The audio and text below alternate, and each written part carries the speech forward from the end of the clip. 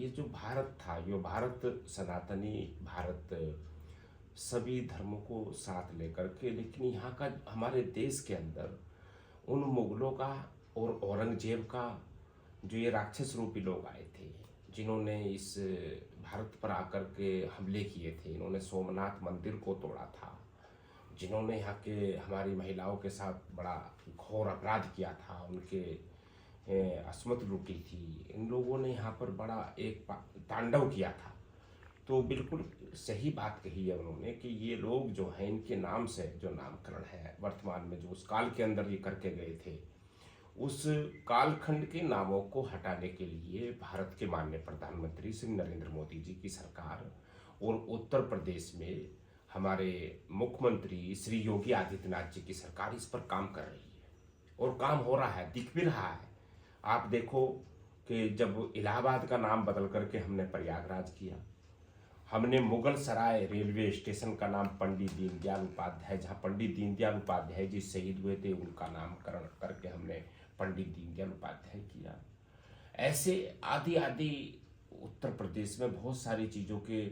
नाम बदले गए जो हम लोगों को चिढ़ाने का काम करते थे। हमारे भारत के राष्ट्रवादियों को, उत्तर प्रदेश के निवासियों को, क्रांतिकारियों को जिन नामों से चिढ़ाने का काम करते थे, उन नाम को हटाने का कार्य किया है, हमारी सरकार ने किया है। और निश्चित रूप से मुजफ्फरनगर, चाहे वो अलीगढ़, ऐसे नाम जो हैं ये भी हमारे मेरठ शहर के अंदर जहाँ सापीर गेट है, जहाँ पर आपका खैर नगर है, जहाँ पर आपका बाबर नगर है, ये हुमायूं नगर है, ये सब नाम बदले जाएंगे। धीरे धीरे इस पर पूरा काम चल रहा है। और भारतवर्ष के अंदर, उत्तर प्रदेश के अंदर, मेरठ के अंदर मुजफ्फरनगर, लक्ष्मी नगर का नाम भी होना सुनिश्चित है। आप सोचो कि ये जो सारे नामकरण हैं, ये हमें चिढ़ाने के लिए नाम है। ये मुस्लिमों को भी चिढ़ाते हैं, मुस्लिम भी राष्ट्रवादी हैं, वे भी चिढ़ते हैं उस नामों से, क्योंकि वो भी नहीं बर्दाश्त करते। ये तो कुछ जो समाजवादी पार्टी की जो तुष्टीकरण की राजनीति करने वाले लोग हैं, जो इस भारत के अंदर और मुस्लिमों को इनका वर्गीकरण करने के कारण से उत्तर प्रदेश में जिस प्रकार से आपने देखा होगा, जो तुष्टीकरण की और धर्म पर राजनीति करना चाहते हैं, ऐसे आपने देखा होगा वर्तमान के अंदर।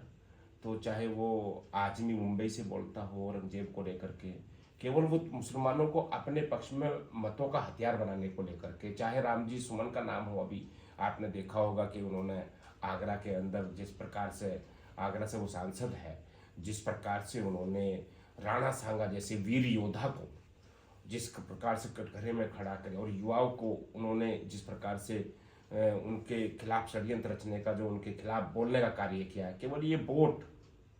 वोटों को हथियार बनाना चाहते हैं, 2027 के चुनाव को ये हत्याना चाहते हैं, लेकिन ये इनका मुंगेरीलाल का सपना है, हो नहीं सकता। हमारी सरकार निश्चित रूप से जितने भी मुगल कालीन थे, जो इस देश के आक्रमणता थे, जिन्होंने इस देश पर आक्रमण किए थे, उनके नाम धीरे धीरे सब समाप्त हो जाए।